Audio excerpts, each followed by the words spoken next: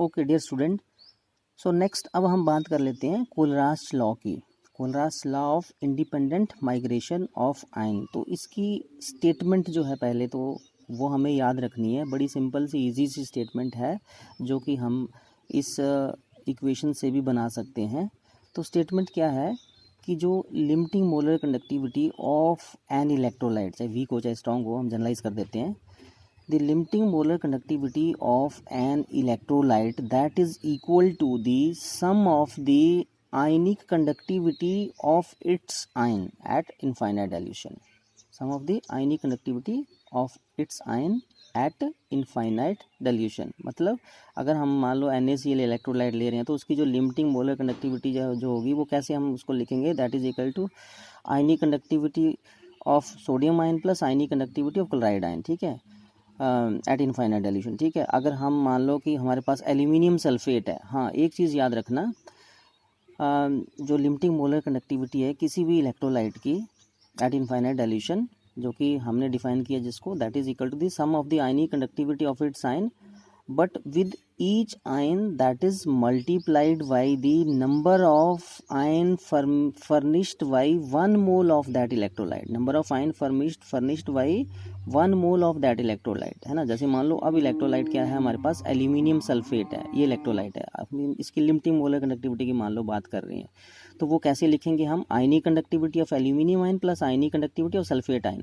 But जो ionic conductivity जो होगी एल्यूमिनियम आयन की इनफाइनाइट डाइल्यूशन पे, उसको किससे मल्टीप्लाई करेंगे, जितने ये 1 मोल जो एल्यूमिनियम सल्फेट का 1 मोल जो है कितने एल्यूमिनियम आयन दे रहा है, तो कितने देगा, 2 देगा, तो 2 से मल्टीप्लाई करेंगे यहाँ पे। ऐसे ही सल्फेट आयन जो है उसकी आयनिक कंडक्टिविटी को किससे मल्टीप्लाई करेंगे, 3 से। क्यों, क्योंकि इसका जो 1 मोल है वो कितने सल्फेट आयन दे रहा है, वो 3 सल्फेट आयन दे रहा है, तो 3 से मल्टीप्लाई करेंगे। तो जो जो डेफिनेशन है उसमें ये लिखना हमें नहीं भूलना चाहिए कि जो लिमिटिंग मोलर कंडक्टिविटी है of an electrolyte that is equal to the sum of the ionic conductivity of its ion but with each ion multiplied by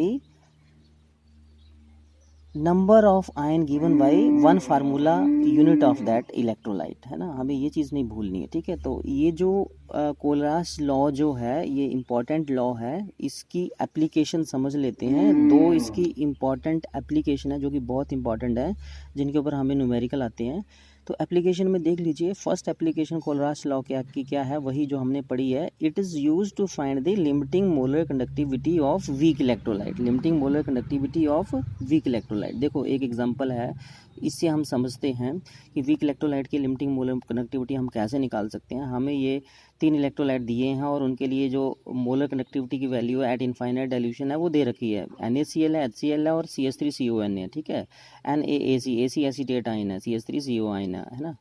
तो इनके लिए लिमिटिंग मोलर कंडक्टिविटी की वैल्यू दे रखी है इनफाइनाइट डाइल्यूशन पे 126.4, 425.9 and 91.0 Simon centimetre square mole inverse respectively. हमें क्या निकालना है, मोलर कंडक्टिविटी निकालनी है एट इनफाइनाइट डाइल्यूशन, मतलब लिमिटिंग मोलर कंडक्टिविटी निकालनी है किसके लिए, एसिटिक एसिड के लिए, CH3COH। इन वैल्यूज़ को यूज़ करके एसिटिक एसिड के लिए हमें लिमिटिंग मोलर कंडक्टिविटी निकालनी है। तो देखिए जो limiting molar conductivity acetic acid की होती है CH3COH, डेफिनेशन के हिसाब से क्या होता है, ionic conductivity of H positive ion और plus ionic conductivity of acetate ion, यही होता है ना। तो अब हमने क्या करना है, थोड़ी सी कैलकुलेशन करनी है ताकि हमें आंसर मिले। तो कैलकुलेशन में क्या करना है, हमें चाहिए क्या, हमें चाहिए lambda M H plus lambda M CH3CO, हमें ये चाहिए, है ना। इसको हम ऐसे लिख सकते हैं। अब हमने क्या करना है, इस इक्वेशन में एक तो plus Cl add, ionic conductivity of Cl ion वो ऐड कर देनी है, ठीक है। वही minus ionic conductivity of Cl ion वो भी माइनस कर देना है, कोई चेंज नहीं आएगा। Plus ionic conductivity Na plus कर देना है, वही minus ionic conductivity of Na plus कर देना है। तो मतलब हम जो ऐड कर रहे हैं वही माइनस कर रहे हैं, जो ऐड कर रहे हैं वही माइनस कर रहे हैं, ताकि ओवरऑल चेंज ना आए इस इक्वेशन में, ठीक है। वो करने के बाद इसको सॉल्व करेंगे, इनको हम ऐड कर देंगे, lambda M H plus lambda M Cl at infinite dilution, ये हो जाएगा कैप एम HCl, दोनों को ऐड करके ये बन जाएगा limiting molar conductivity of HCl। इन दोनों को ऐड करके ये बन जाएगा limiting molar conductivity of CH3CON, ठीक है। और यहाँ माइनस कॉमन ले लेंगे और माइनस कॉमन ले लेंगे और यहाँ इन दोनों को फिर कॉमन लेके ऐड कर देंगे, तो ये बन जाएगा limiting molar conductivity of NaCl बन जाएगा, limiting molar conductivity of NaCl। तो वैल्यू पुट करेंगे हम जो हमें ऊपर दे रखी है, और हम क्या है उससे फिर अपना ये छोटा सा रिज़ल्ट कैलकुलेट कर लेंगे वैल्यू पुट करके। तो ईजिली हम सॉल्व कर सकते हैं, लिमिटिंग मोलर कंडक्टिविटी जो है वो वीक इलेक्ट्रोलाइट की निकाल सकते थे बाय यूजिंग द कोलराज लॉ। एक दूसरी ये जो इम्पॉर्टेंट एप्लीकेशन है कोलराज लॉ की, ये भी बहुत इंपॉर्टेंट है, इसके ऊपर न्यूमेरिकल आते हैं। It is use to find the degree of dissociation of an electrolyte alpha and dissociation constant. तो यहाँ पे we have to remember the formula of degree of dissociation.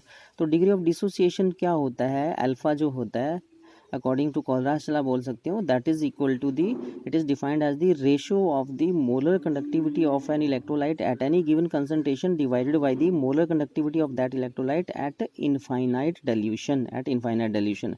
इन दोनों की रेशियो जो है उसको बोलते हैं degree of dissociation of that electrolyte, degree of dissociation, ठीक है। और डिसोसिएशन कांस्टेंट ये तो हमने 11th क्लास में भी पढ़ा है, that is defined as that is equal to the C into alpha square और 1 माइनस अल्फा। C होती है कंसंट्रेशन ऑफ एन इलेक्ट्रोलाइट, तो ये हमें दे रखा होगा। अल्फा हम निकाल सकते हैं अगर हमें लैम्डा m0 जो है लिमिटिंग मोलर कंडक्टिविटी की वैल्यू जो है वो दे रखी होगी इनफाइनाइट डाइल्यूशन पे, और मोलर कंडक्टिविटी की वैल्यू जो है उसी इलेक्ट्रोलाइट के लिए एट एनी गिवन कंसंट्रेशन दे रखी होगी, तो दोनों को डिवाइड करके अल्फा निकाल लेंगे। और यहाँ पे हम डिसोसिएशन कांस्टेंट निकाल सकते हैं उस इलेक्ट्रोलाइट का अल्फा की वैल्यू को यूज़ करके और C की वैल्यू को यूज़ करके, जो कि हमें दे रखा होगा, ठीक है। इस तरह से हम जो है वो वैल्यू को यूज़ करेंगे और हम यहाँ से क्या निकाल सकते हैं, डिसोसिएशन कांस्टेंट निकाल सकते हैं। तो हम आपको न्यूमेरिकल्स देंगे, इन फार्मूलाज के ऊपर न्यूमेरिकल देंगे जो कि आपको असाइनमेंट में सॉल्व करने हैं। Thank you.